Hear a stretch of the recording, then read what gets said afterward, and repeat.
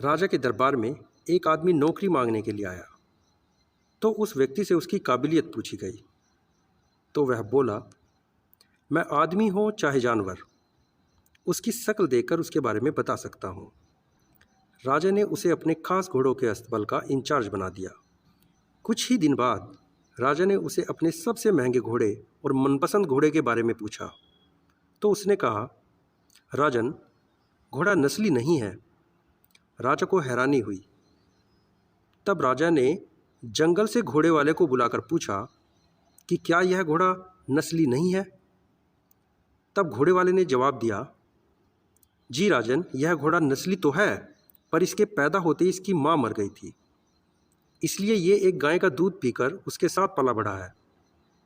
राजा ने अपने नौकर को बुलाया और पूछा, तुमको कैसे पता चला कि घोड़ा नस्ली नहीं है? नौकर, जब ये घास खाता है तो गाय की तरह सर नीचे करके खाता है, जबकि नस्ली घोड़ा घास मुंह में लेकर सर उठा लेता है। राजा उसकी काबिलियत से बहुत खुश हुआ। उसने नौकर के घर अनाज, घी, मुर्गे, ढेर सारी बकरियां इनाम के रूप में भिजवा दी और अब उसे रानी के महल में तैनात कर दिया गया। कुछ दिनों बाद राजा ने उससे रानी के बारे में राय मांगी। तब नौकर ने कहा, राजन, तौर तरीके तो रानी जैसे हैं, लेकिन पैदाइश ही नहीं है। राजा ने अपनी सास को बुलाया। तब सास ने कहा, यह हकीकत है कि आपके पिताजी ने मेरे पति से हमारी बेटी की पैदाइश पर ही रिश्ता मांग लिया, लेकिन हमारी बेटी 6 महीने में ही मर गई थी। लिहाजा हमने आपके रजवाड़े से करीबी रखने के लिए किसी और की बेटी को अपनी बेटी बना लिया। राजा ने फिर अपने नौकर से पूछा, तुमको कैसे पता चला? उसने कहा, रानी साहिबा का नौकरों के साथ सलूक गंवारों से भी बुरा है। एक खानदानी इंसान का दूसरे से व्यवहार करने का एक तरीका होता है जो रानी साहिबा में बिल्कुल नहीं है।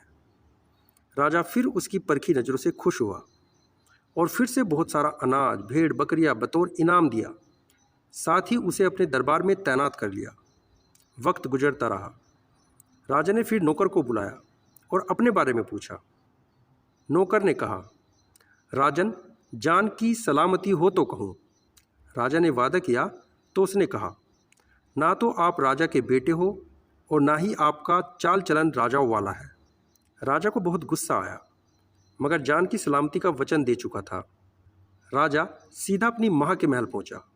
माँ ने कहा, ये सच है बेटा, तुम एक चरवाहे के बेटे हो। हमारी औलाद नहीं थी तो हमने तुम्हें गोद ले लिया था। राजा ने नौकर को बुलाया और पूछा, भाई, तुम्हें ये कैसे पता चला? नौकर ने कहा, साहब, जब राजा किसी को इनाम देता है तो वह हीरे, मोती और जवाहरात की शक्ल में देता है, लेकिन आप हमेशा इनाम के रूप में मुझे भेड़, बकरियां, खाने पीने की चीज़ें। इस कहानी का सार यह है, किसी इंसान के पास कितनी भी धन दौलत, सुख समृद्धि, रुतबा, बाहुबल, ये सब बाहरी दिखावा है। इंसान की असलियत उसकी पहचान कराती है, उसका व्यवहार कराता है।